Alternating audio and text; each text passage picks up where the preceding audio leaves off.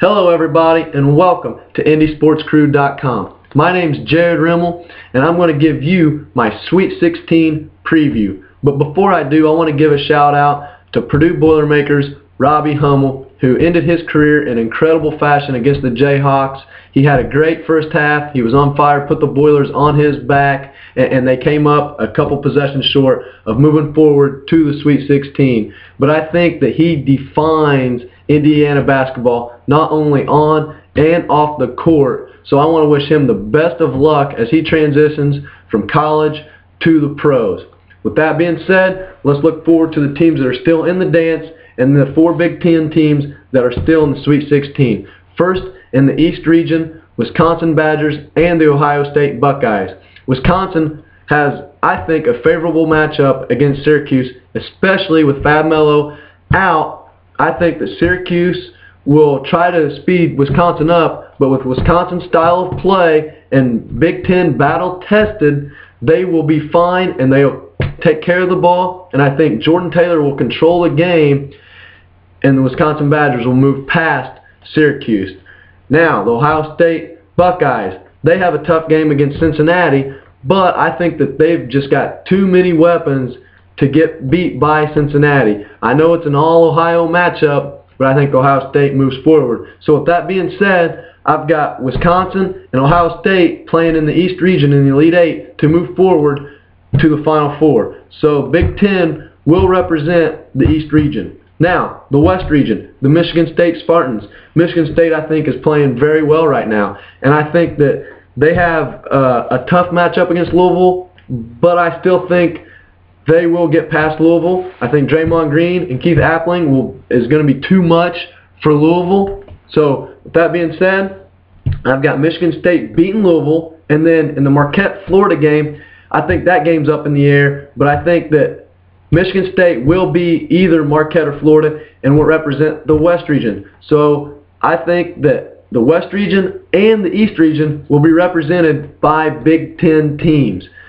Now, the preview of the UK-IU game. Who could forget what happened in the regular season? I mean, what a game. What a game.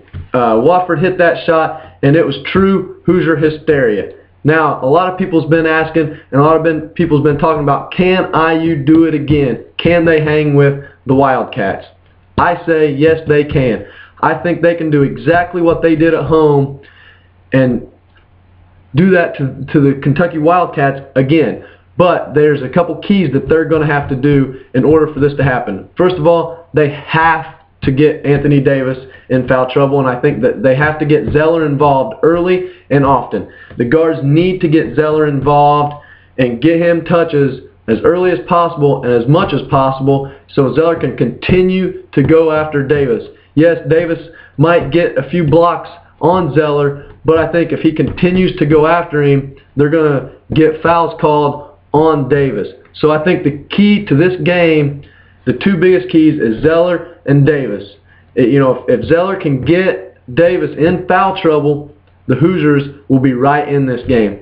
Now, the first time that the Hoosiers and the Wildcats played, Terrence Jones just didn't show up. He did not show up. I don't know what happened, if he was still bothered by an injury, but he had 6 turnovers. So if the Hoosiers can get in Terrence Jones' head again and make him a non-factor, I think they will be all right. The first time these two teams met, UK shot 56% field goal percentage and the Hoosiers shot 43%. But the Hoosiers were 8 for 16 from three-point land. So I think if the Hoosiers can shoot the ball well, then they're going to be in this game. I think Jordy Halls needs to come out and have a good game, and he needs to take care of the basketball. Last game he had 5 turnovers, so that needs to be cut down a little bit, especially if they want to have a chance to win. I think Wofford will have another big game as he did against UK. Obviously, if he hits that big shot again, it's going to be Hoosier hysteria all over again.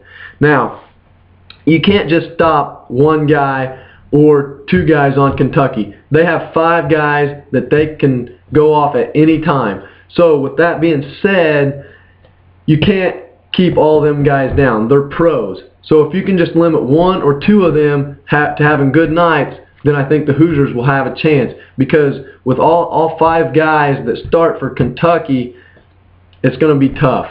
Okay, so one thing that I think is going to be a big key that nobody's talking about for the Hoosiers is Matt Roth.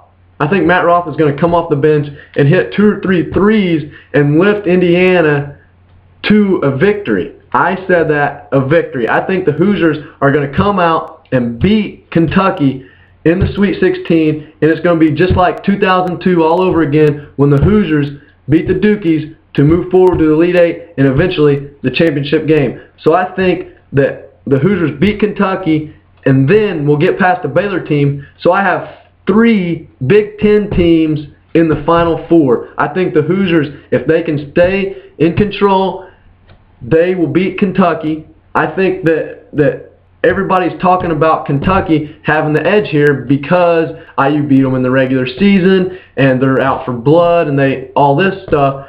But I wouldn't be so sure if you still see IU playing the underdog role and come out and hit Kentucky in the face and Kentucky not know what to do and Indiana hold on to that lead. So with that being said, I have IU beating Kentucky, Hoosier hysteria all over again, and then them going to the Final Four. Alright, so that is my Sweet 16 preview, and I will leave you with this. No timeouts for Indiana. Jones. Watford for the win. Yes!